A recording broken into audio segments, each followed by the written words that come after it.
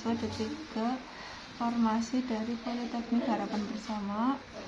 Kali ini saya sedang bersama salah satu petugas kesehatan dari salah satu apotek di Kabupaten Brebes. Sini saya akan mewawancarai beberapa pertanyaan terkait dengan etika farmasi. Kira apa sih yang menjadi motivasi jadi bidang farmasi? Itu untuk motivasi awal, yang pertama, ketika kita udah tahu mengenai obat, terus kinerja obat, mekanisme obat, sama interaksi obat, intinya semua yang berkaitan dengan obat-obatan yang dikaitkan dengan penyakit juga, itu akan bahasa terjemah itu kayak asik gitu. Apalagi misalkan orangnya itu udah cocok sama apa yang udah kita resepkan, apa yang udah kita kasih obatnya ke mereka, dan mereka cocok, itu malah tambah kita ingin lebih menggali lagi soal obat-obatan itu. Jadi kita lebih berkembang. Itu motivasi saya agar lebih bisa bermanfaat lagi untuk orang-orang yang, terutama orang-orang yang mohon maaf dari kalangan menengah bawah, tapi mereka ingin berobat, dan kami nanti bisa merekomendasikan obat yang dengan biaya yang cukup relatif murah, tapi dengan mekanisme kerja yang sama. Terus untuk motivasi yang lainnya, di dunia farmasi itu kan peluang kerjanya besar, paling itu apoteker. Jadi untuk kedepannya saya rasa itu nggak bingung kita untuk mencari pekerjaan, apalagi untuk menjadi seorang entrepreneur di dunia farmasi. Gimana Mas Rizky menjaga dan mengelola persediaan obat-obatan di apotek? Di apotek itu kan ada gudang farmasi, itu kan tempatnya kayak tempat obat-obat bebas terbatas, di sana udah ada semua. Dan di tempat saya sendiri itu ada kayak data, kayak ada data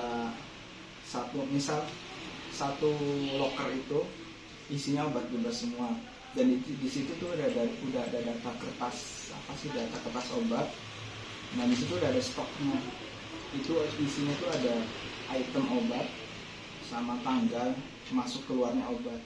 Jadi kita tetap bisa kontrol gitu, dari tanggal sekian pemasukan ada obat apa aja yang masuk ke gudang farmasi, dan ada berapa obat yang udah keluar gitu. Nanti di akhir bulan kita bisa tahu pengeluarannya berapa, terus nanti item apa aja yang kurang gitu. Dan kita juga ketika udah kayak gitu, secara otomatis kita bisa tahu apa sih obat yang dengan permintaan banyak tapi di gudang udah stoknya udah kosong, apa menipis gitu.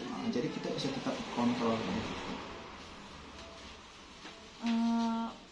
Bagaimana Mas Rizky mengatasi situasi ketika terjadi kesalahan dalam penanganan atau pemberian obat?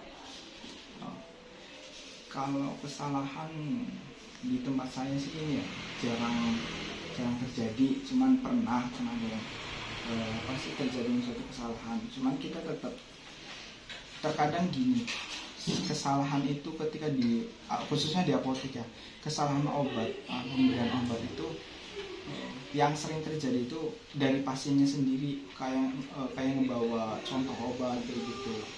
Nah terus dan si pasiennya itu kayak ini, maksudnya tuh yang sering saya nemuin itu di apoteknya itu katanya, Mas, ini saya waktu itu beli obat di sini, karena kok kayak gini ya obatnya ya, jadi saya badan saya malah tambah sakit apa gimana, ada efek lain lah gitu. Nah di situ kan mungkin ada kesalahan pemberian obat, cuman awalnya tuh obatnya bukan dari sini gitu. Itu ada juga yang kayak gitu.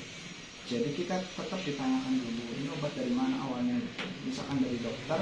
Dan itu juga ada salah satu faktornya juga dari merekanya sendiri, dari pasien.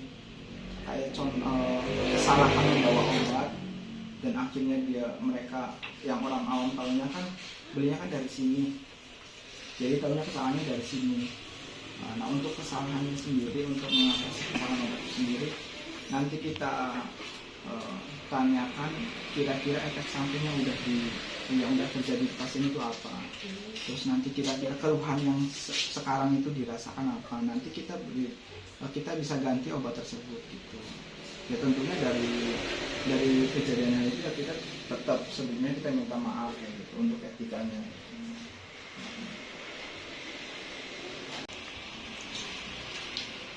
Gimana sih merespon pasien yang mengalami reaksi alergi atau efek samping obat? Untuk mengatasi pasien dengan keluhan reaksi alergi, ya tentunya kita tanyakan dulu obat apa yang udah dikasih, kira-kira obatnya apa, dan sebelumnya keluhannya apa. Jadi kita bisa tahu, kita bisa menyesuaikan untuk nantinya kita melakukan penggantian obat dari obat yang sebelumnya.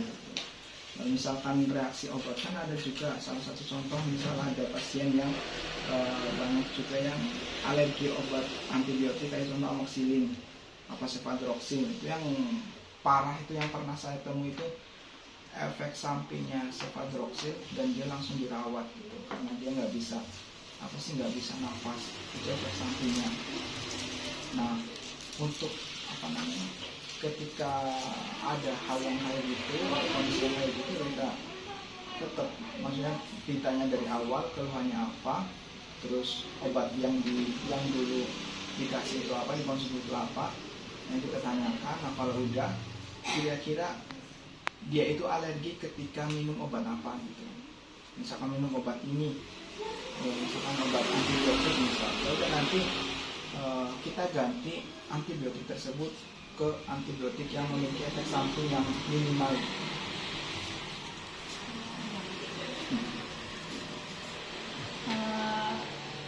Lalu bagaimana cara mengatasi situasi ketika obat yang diminta tidak ada di apa? Kalau hal kayak gitu kan sering terjadi ketika kita permintaan obat tersebut lebih banyak. Nah, kemudian ternyata dari stok kami udah kosong, kita sarankan untuk ke alternatif merek obat lain gitu. Jadi tetap kandungannya sama dan dengan dosisnya juga sama gitu. Jadi si pasien tetap mengkonsumsi obat yang sesuai dari yang sebelumnya, cuman itu kan memiliki beda mereknya aja. Pertanyaan terakhir, bagaimana Mas Rizky mengatasi pasien yang memiliki pertanyaan atau keluhan yang kompleks atau sulit?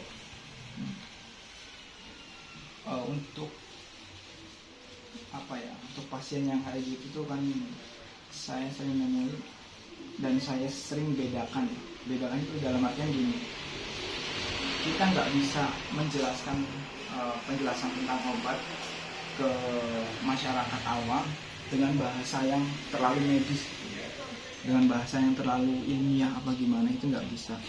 Dan untuk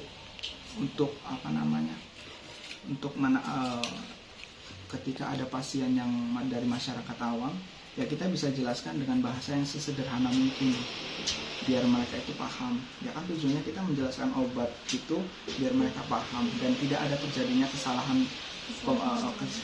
ketika dia minum obat itu. Nah, untuk misalkan si pasiennya itu lumayan lah, maksudnya udah ada pengetahuan tentang obat, nah kita bisa menyesuaikan juga. Nggak mungkin juga kita menggunakan bahasanya sesederhana mungkin. Intinya kita menyesuaikan si pasien aja.